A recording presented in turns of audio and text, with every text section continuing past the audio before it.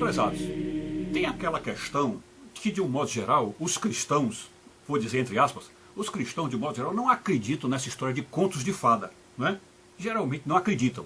E se você for olhar pelo lado protestante, eles negam radicalmente qualquer insinuação de veracidade num conto de fada, né? Para eles, conto de fada é apenas uma historinha infantil, que traz algumas lições para as crianças, só isso, não passa disso, né?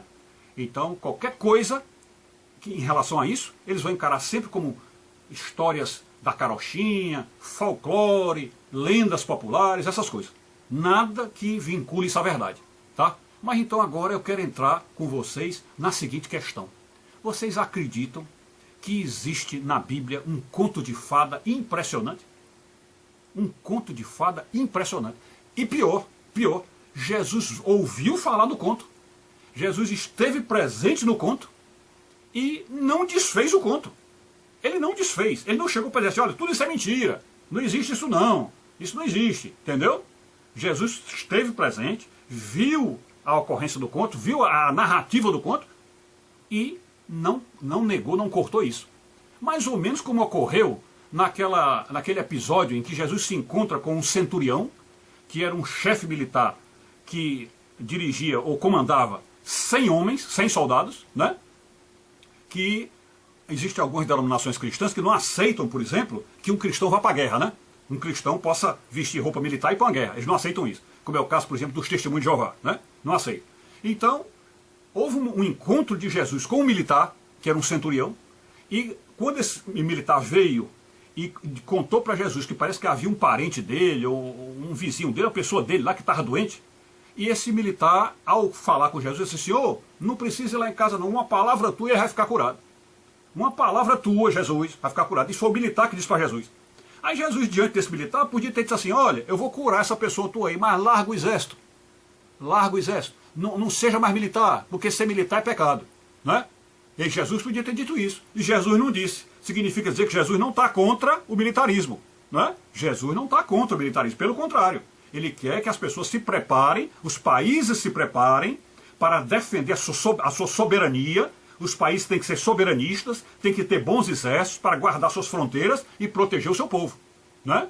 Pois bem, então agora você também pode tirar essa mesma conclusão do encontro que Jesus teve com alguém que mencionou o conto de fada. Porque Jesus podia ter falado para aquela pessoa, não, isso aí é conto da carochinha, isso não existe, isso é lenda popular. Jesus não fez isso.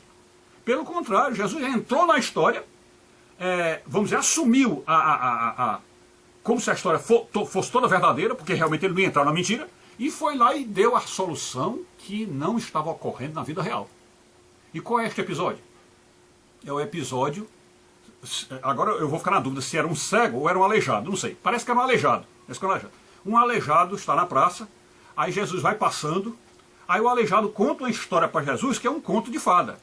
Ele conta assim, Senhor, eu acho que Jesus pergunta, o que é que tu queres? Senhor, eu quero me curar. Mas, Senhor, ele vai contar a história, mas, Senhor, o tanque de Siloé, que tem lá uma água curadora, uma água que cura, eu não posso chegar lá, porque eu sou aleijado, não tenho condição de chegar a tempo de entrar dentro d'água após a descida de um anjo, que quando ele desce e toca na água, aquela água se torna curada, se torna curável. Ou seja, a água cura a partir do toque que o anjo dá na água. Observe que história estranha, percebe como é um conto de fada? Que então existia, não sei se ainda existe hoje, não sei, mas existia um tanque ou um poço lá em Israel, chamado Tanque de Siloé, ou Poço de Siloé, onde um anjo invisível, provavelmente invisível, ele descia e as pessoas criam que aquela água que se mexia era o anjo, né? Que aí a Bíblia não registra se o anjo é visível ou invisível, não registra. E eu prefiro acreditar que era invisível. Mas digamos que o anjo descesse de verdade. Então as pessoas diziam, olha, tem um anjo que desce aqui, e quando o anjo vem e mexe na água, quem entrar nesse poço nessa hora fica curado. Então Jesus ouve essa história do anjo e não nega. Ele podia ter dito assim, na cara do aleijado, ele podia ter dito, rapaz, você está crendo em besteira, está crendo em conto da carochinha, está crendo em lenda popular, não existe essa história de anjo descer e tocar em água e curar ninguém, né? Podia ter feito, mas Jesus não fez isso. Jesus não fez. Jesus curou o homem.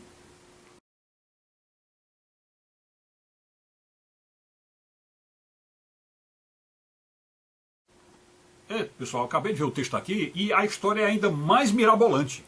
Porque aí a história registra que é apenas o primeiro que descer da água. Não adianta o anjo vir, mexer no poço, agitar a água, que qualquer um que entrasse era curado. Não, é o primeiro que descer seria curado depois do anjo mexer na água.